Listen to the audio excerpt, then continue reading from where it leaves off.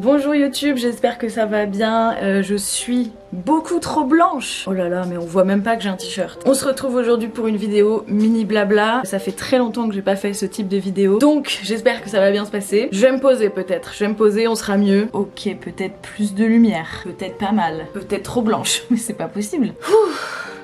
Pourquoi je suis stressée? Je sais pas. Donc aujourd'hui on se retrouve pour une vidéo mini blabla. Qu'est-ce que c'est une vidéo mini blabla? C'est un format que je faisais à une époque. Alors je pensais que je le faisais beaucoup. En fait je crois que j'ai dû le faire genre 3-4 fois. Donc pas tant. Mais en gros c'est juste l'idée de faire une vidéo sans écriture au préalable. Sans... Juste j'ai envie de parler d'un sujet qui me tourne un peu dans la tête et c'est tout. Alors avant de commencer le vrai sujet de la vidéo, j'aimerais bien quand même faire une petite intro.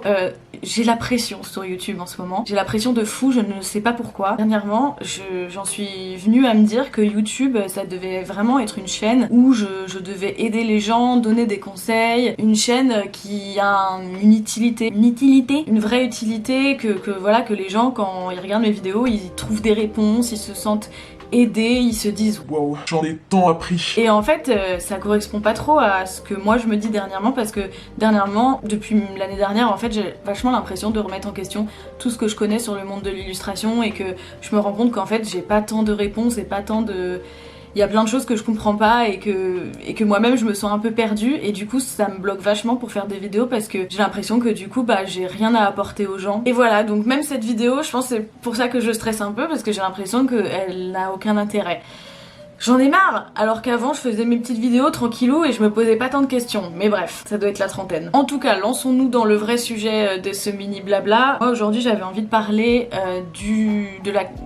du questionnement dont j'ai parlé en story sur Instagram et sur Patreon également. Ce questionnement qui est, je tourne autour du pot de fou. Est-ce que je dois arrêter la gouache? Alors ça c'est clickbait, mais c'est plus à l'heure actuelle, en 2024, est-ce que c'est toujours judicieux de faire de la peinture quand on veut travailler avec des marques? Est-ce que les marques, elles s'intéressent à des profils d'illustratrices qui font de la peinture? Est-ce que c'est possible de faire principalement de la peinture et de quand même avoir du travail? Voilà, c'est un peu tout ça. Et ouais, du coup je me suis dit que j'allais faire un mini blabla pour un peu moi exposer mes questionnements, sachant qu'encore une fois j'ai pas de réponse à cette question, hein. Je sais pas en fait, moi je me sens perdue concrètement, et je bégaye également. Mais voilà, justement ça peut être l'occasion aussi d'en parler dans les commentaires de vous, votre avis. Ah oui, et aussi sur YouTube, j'en ai marre, j'ai l'impression qu'il faut que je sois hyper belle, hyper jolie, ça me saoule. J'ai l'impression que j'ai pas le droit d'être moche sur YouTube. Mais bon, ça c'est un autre sujet, mais je le place comme ça parce que je me vois dans le retour et je trouve ça insupportable et je sais que je vais en chier avec le montage.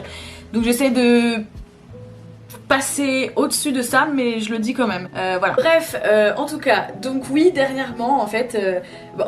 Peut-être que vous le savez ou vous le savez pas, mais depuis l'année dernière j'ai un peu moins de travail, j'ai un peu moins de propositions, de contrats pro, voilà, un peu moins de travail. Et je sais que c'est le cas pour beaucoup de monde. Je sais que quand j'en parle avec des gens très souvent, on en vient à se dire oui, c'est l'inflation, les gens ont moins d'argent de façon globale. Il y a les IA aussi qui rentrent un peu en compte. En tout cas, voilà, j'ai l'impression que le discours qui prévaut un peu, c'est de dire c'est un peu ça pour tout le monde. Il n'empêche que je vois quand même aussi des gens qui ont...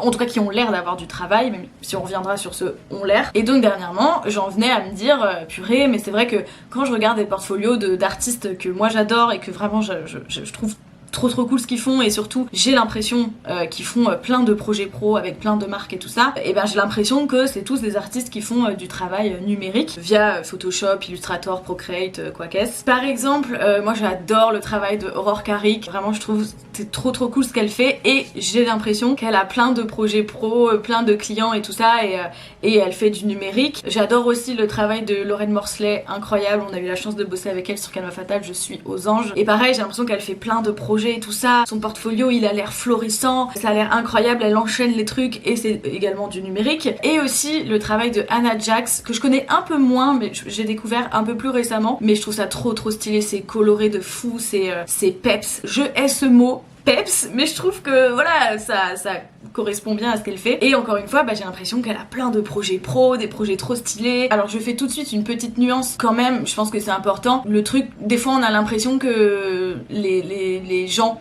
qui ne sont pas nous, oh waouh c'est compliqué, travaillent de fou, enchaînent les projets, et peut-être que c'est vrai, mais faut toujours se dire, et c'est hyper dur, que en fait on sait pas, ça se trouve c'est des projets qui étaient dans les placards depuis des mois, et à l'heure actuelle bah, l'artiste en fait il bosse sur rien, ça se trouve c'est des projets qui se sont pas forcément bien passés non plus, mais en fait on peut pas en parler publiquement, donc bah faut bien communiquer là-dessus, ça se trouve c'est des projets qui ont pas été très bien payés, donc en fait bah c'est chouette, mais dans l'idée c'est pas terrible non plus. Ce que je veux dire c'est que peut-être que nous on a l'impression que ces personnes là enchaînent les projets et que c'est incroyable, en réalité pas forcément. Bon après j'ai quand même d'autres exemples en tête, enfin plein d'exemples même de gens, je pense, mais c'est des personnes, enfin pour moi c'est des stars de l'illustration qui font énormément de projets sans cesse. Je pense quand même qu'il y a des gens pour qui c'est plus intense, j'imagine, que d'autres, mais bon en tout cas je m'éloigne un peu de ce que je voulais dire, mais voilà. Bon là j'ai cité 3 exemples, mais enfin toujours est-il que voilà, moi j'aime bien très souvent visiter des portfolios d'artistes dont j'adore le travail, et c'est vrai que souvent j'ai l'impression que majoritairement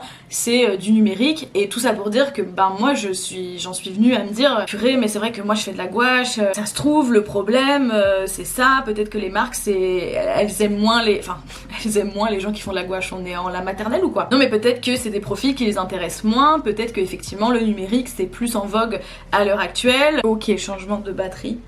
Tout va bien. Du coup j'avais fait des petites stories Instagram où je parlais de ça, et surtout je vous demandais en fait si vous aviez des exemples d'artistes bah voilà, qui bossent avec plein de marques mais qui font du tradi. On reviendra là-dessus après, mais c'est vrai qu'il y a un truc qui est beaucoup ressorti, et au final je le savais aussi, c'est que effectivement bah, le fait que peut-être les marques font plus appel à des gens qui font du numérique, c'est aussi pour une question de praticité, parce qu'effectivement quelqu'un qui va faire du numérique c'est plus simple peut-être de bosser avec, parce que quand les clients passent une commande, très souvent il va y avoir peut-être beaucoup d'allers-retours, beaucoup de modifications du visuel, même une fois qu'il va être fini en fait, et ça évidemment bah, c'est 1000 fois plus simple de le faire quand on fait du numérique, notamment quand l'illustration elle est finie, de dire bon bah là en fait le t-shirt on va plutôt le mettre de telle couleur, ou ce personnage on va le décaler de 3 cm vers la droite, bah ça quand tu fais de la gouache c'est rarement possible, ou par exemple très souvent il y a besoin d'adaptation et de différents formats, par exemple si c'est une illustration qui doit être postée sur les réseaux et aussi en flyer ou ce genre de choses, en tout cas on va avoir peut-être besoin d'un format à la fois carré, à la fois bannière, à la fois 4-5, voilà il va y avoir besoin de simplement de déclinaison de visuel, et ça pareil quand on fait du tradi c'est moins simple. Alors bien sûr il y a la possibilité, et c'est ce que je fais d'ailleurs la plupart du temps, de faire classique ça, de faire un croquis en fait sur Procreate pour ma part, avec voilà les couleurs vraiment telles que l'illu va être après une fois peinte, mais sur Procreate pour que le client bah voilà il fasse les allers-retours à ce moment et les modifications à ce moment. Mais très honnêtement on le sait, les clients parfois il y a toujours des modifs qui peuvent tomber après coup quand l'illu elle est finie, donc c'est pas forcément une solution non plus 100% parfaite et adéquate. Donc oui effectivement je comprends pourquoi certains clients bah du coup sont un peu plus frileux à l'idée de bosser avec quelqu'un qui fait du traditionnel. Et effectivement du coup je pourrais me dire bah ok maintenant il faudrait que je fasse un peu plus de numérique pour montrer que je peux le faire et que voilà je sais le faire et que ça peut être intéressant de bosser avec moi.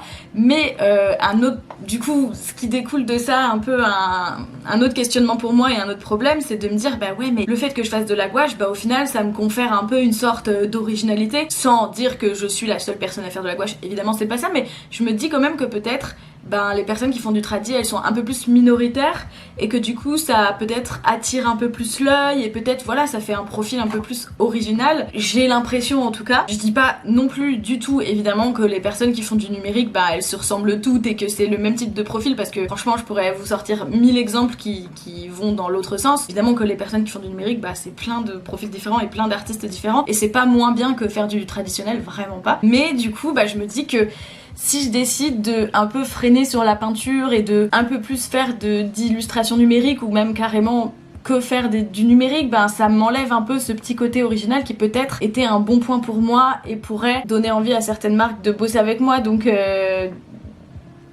du coup je sais pas quoi faire. En fait j'ai l'impression que si je fais ça je vais encore plus un peu perdre les potentiels clients, les potentielles personnes qui seraient intéressées de bosser avec moi. J'ai peur que c'est ça en fait, le client ils savent pas exactement c'est quoi mon univers. J'ai l'impression qu'un client ce qu'il recherche c'est un univers un peu qui se voit instantanément, un truc un peu purée j'ai un mot qui me vient pas, mais un univers fort en fait, un univers graphique qui soit fort, qui soit cohérent, qu'on reconnaît instantanément, qui ait une patte. Et du coup j'ai l'impression que si je fais un peu plus de numérique je perds un peu ça. On en vient aussi aussi à un autre point parce que peut-être que une solution ce serait par exemple de faire 50% des illus à la peinture et 50% des illus numériques, de faire en fait des illus numériques, des illus tradis, comme ça les clients ils se disent ok moi je veux plutôt du numérique, plutôt du tradi, enfin voilà.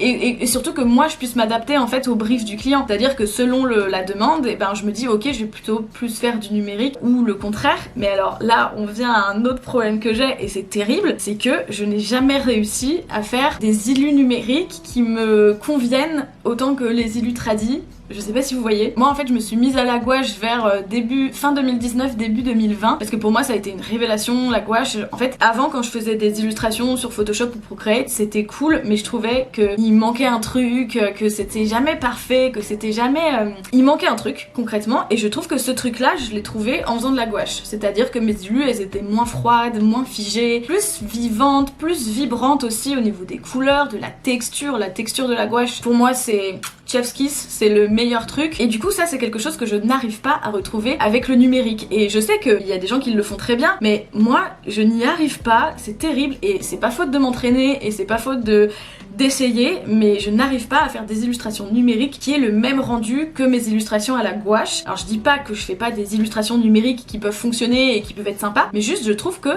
ce ne sont pas les mêmes illus et le même rendu et que du coup encore une fois on n'est pas dans un univers qui est cohérent et dans un univers qu'on reconnaît et je trouve que c'est confusant pour les potentiels clients, qu'on les perd,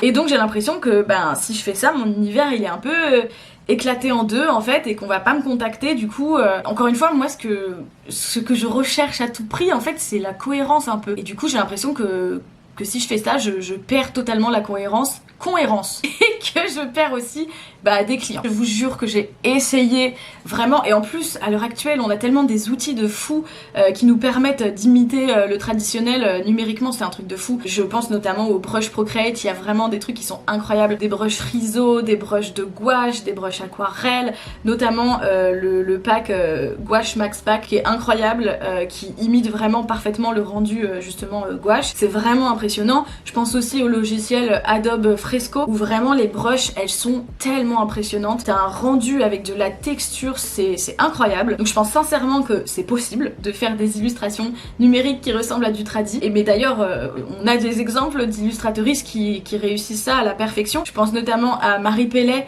qui est une illustratrice qui fait de la gouache mais qui fait aussi du tradi et je trouve que ses illustrations c'est impressionnant de fou. Je trouve que c'est très difficile de voir la différence en fait entre le tradi et le numérique. Moi je le vois parce que j'ai l'œil un peu affûté mais waouh, ça faisait vraiment gros melon quoi. Mais voilà, je le reconnais, mais je trouve que c'est vraiment super difficile de faire la différence. Je pense aussi à Stéphane Fert, qui est un auteur de BD, et que j'avais d'ailleurs vu à Nantes, il avait fait une sorte de... Comment on appelle ça, de démonstration, de masterclass, où en fait il montrait justement comment il bossait et comment il faisait des illustrations sur Procreate qui ressemblaient à la gouache et je vous jure que c'était trop impressionnant. C'est incroyable, mais parce que je pense que c'est quelqu'un qui de base peint très très bien et qui a une...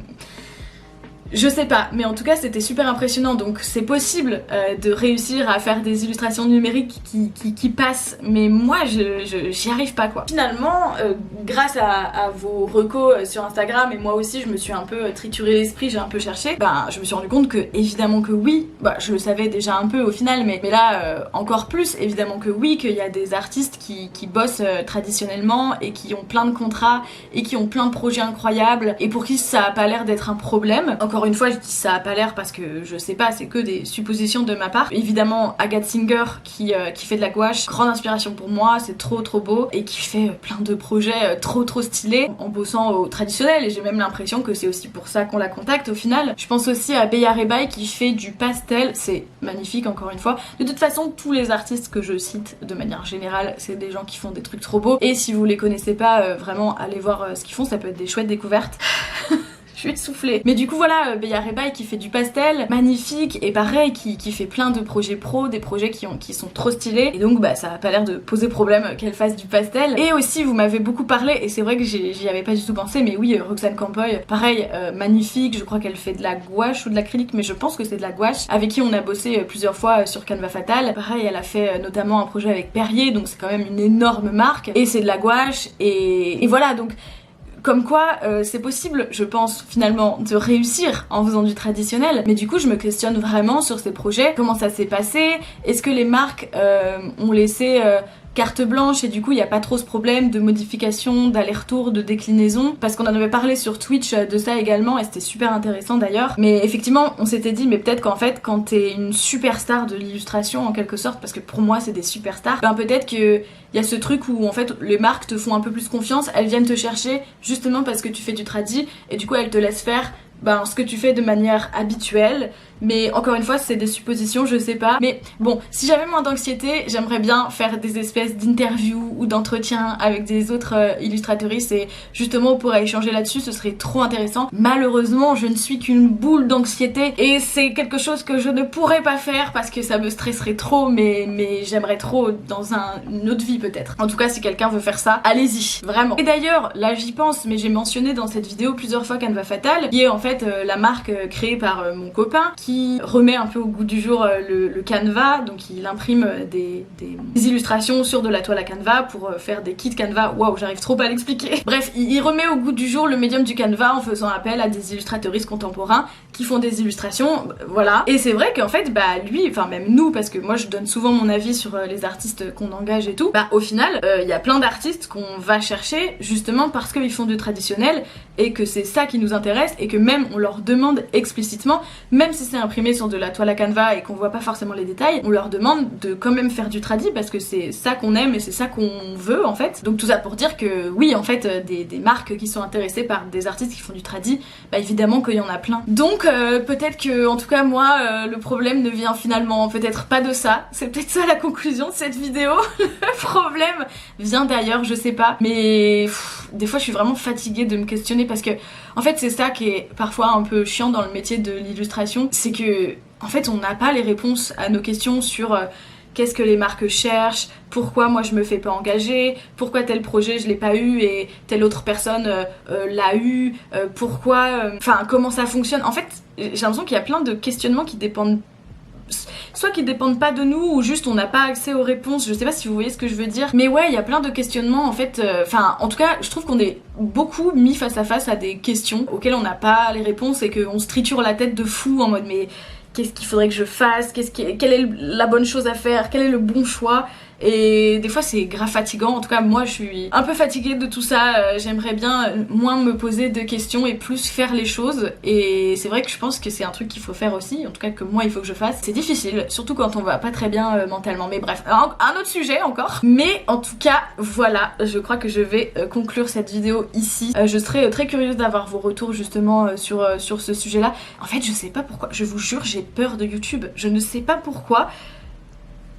J'ai l'impression que tout le monde va m'insulter en commentaire. Faudrait que j'en parle à ma psy. Je ne sais pas pourquoi j'ai ce truc là, alors que c'est un truc que j'avais pas du tout avant. Époque 2020-2021, quand je faisais plein de vlogs, et quelques vlogs et plus de vidéos, j'avais pas ce sentiment là, mais bref. Bizarre. En tout cas, il est temps de conclure ce mini blabla. Je vais pas dire j'espère que ça vous a plu parce que je suis terrifiée.